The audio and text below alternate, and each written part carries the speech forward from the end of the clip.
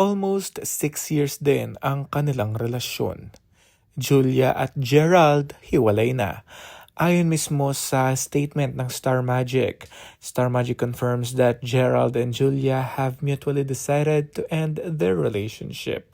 We request the public to respect their decision and refrain from spreading false narratives.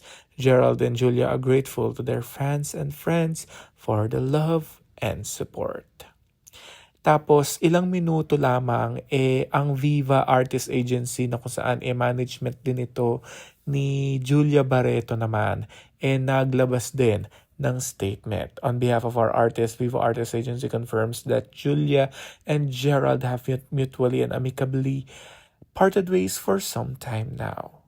The circulating speculations in recent weeks regarding the reason for their breakup are unfounded and baseless.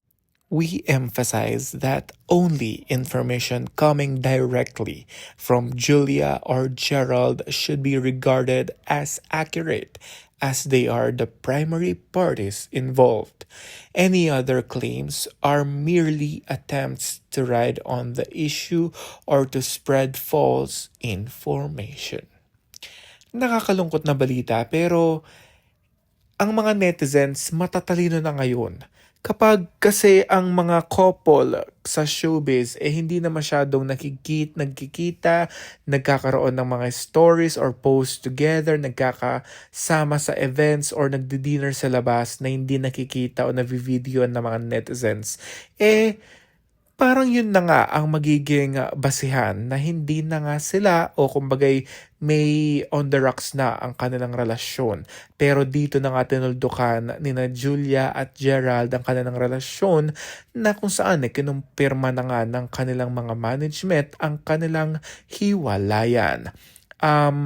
Nung nag-guest si Gerald sa Itbulaga at naging co-host kasi itong si Julia Barreto, doon pa lang kung makikita ninyo sa YouTube o videos, parang Aldab ang datingan na nagbabatuan sila ng mga kilig punchlines.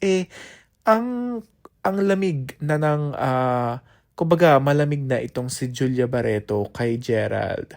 So doon pa lang, may mga na observe na mga tao na hindi na nga sila. So, mahirap man tanggapin, malungkot man, lalong-lalo na sa mga fans ng dalawa, kailangan na lamang natin itong tanggapin at kung ano ang naging rason dun sa breakup nila, kung hindi man nila ito sasabihin o idedetalyado, irespeto na lamang natin ang kanilang side tungkol dito.